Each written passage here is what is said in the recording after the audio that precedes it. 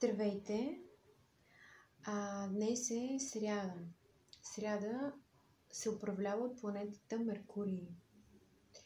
И конкретно за хората, които имат проблеми в комуникацията, особено с парите, хората, които имат някакви финансови проблеми, днес е хубаво да гладувате, въпреки че се включвам късно, 12 часа и 12 минути,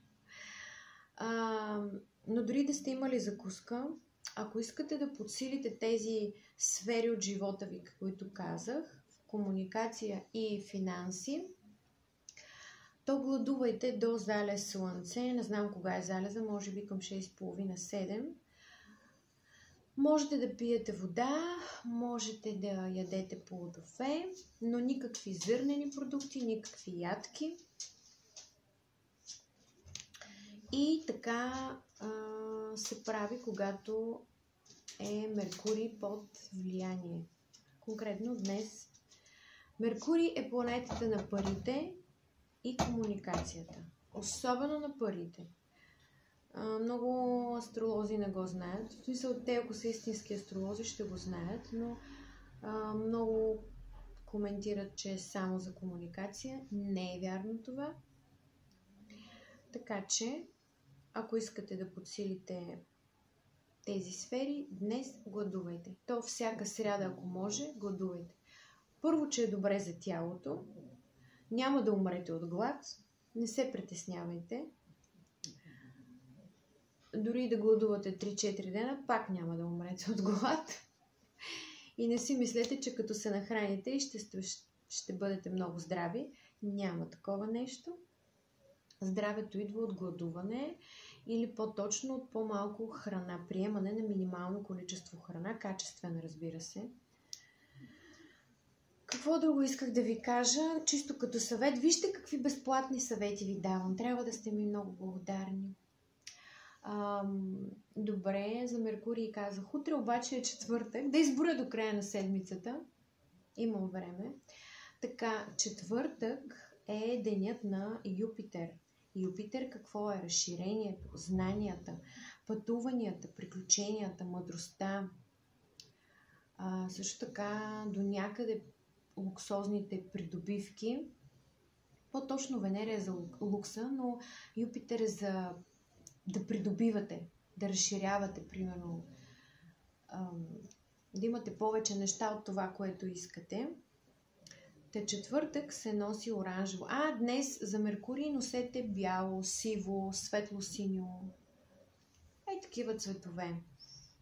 Пък утре четвъртък Юпитер, за него цветът е оранжево. Тъмно-жълто, някакво такова. Аз съм малко далтонист, но това са цветовете. Ще ядете по-оранжеви зеленчуци, плодове. Има такива, не е като да няма. Но пак гладуване. Плодовете да са цветовете жълти, оранжеви и така. Вода можете колкото искате. И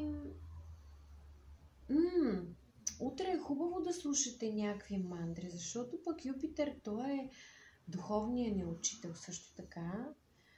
Сатурн е учителя, по-твърдия учител, но пък Юпитер е духовният ни учител.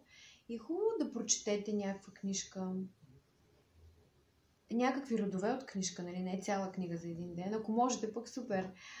Но да слушате някакви такива духовни учители, мантри. В интернет има толкова много безброй мелодии, музики, които са точно с различни мегахерцове, които влияят на дадена сфера от живота. Намирате си и слушате. Те са кратки. Има кратки, има и дълги. Юпитер ще подсили, ако спазвате тези неща четвъртък, Юпитер подсилва тези сфери, които изборих от вашия живот. Ако искате да имате по-голям дом, ако искате да имате повече придобивки, ако искате да пътувате повече, да ви се даде възможност да пътувате повече, съответно повече приходи, пари, за да си позволите нещата, които искате, то се спазват правилата на Юпитер, които казах. Петък е денят на Венера. Венера е... Какво е Венера? Любов, хармония, красота, лукс, придобивки също така. И ако искате тези неща да се засилят при вас, или ако имате проблем в тази сфера, или ако ви е изгорена Венера, ако е близо до вашето Слънце наталното, то тя е изгорена, то вие ще трябва да подсилвате Венера, защото по рождение не ви е дадено да имате толкова позитивност към тези сфери, от които казах, спрямо Венера. Та петък, носете розово, бяло може, розово. Ако сте мъж, дори има розови ризи. Аз много харесвам мъже с розови ризи, не знам, харесвам ми много. Не е въобще педалско.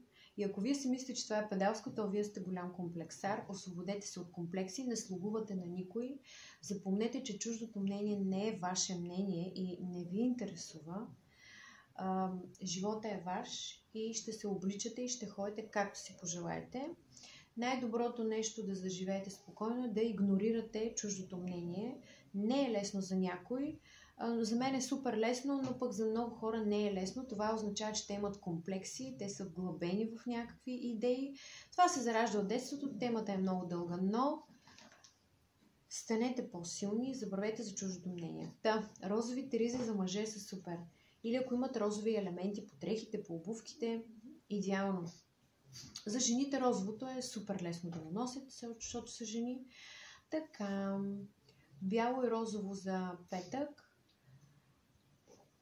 Да ви кажа, хубаво е, знаете ли, петък, да направите някакви сладки неща и да ги раздадете, или да купите тортичка, пастички, нещо и да дадете на деца, на майка, на жени, които са с авторитет, или авторитетни жени, такива, които заслужават, нали, да им обърнете внимание. Защото не всички са такива, само да кажа. Домакинска работа е хубаво много да вършите. Нали, гладуването си е гладуване.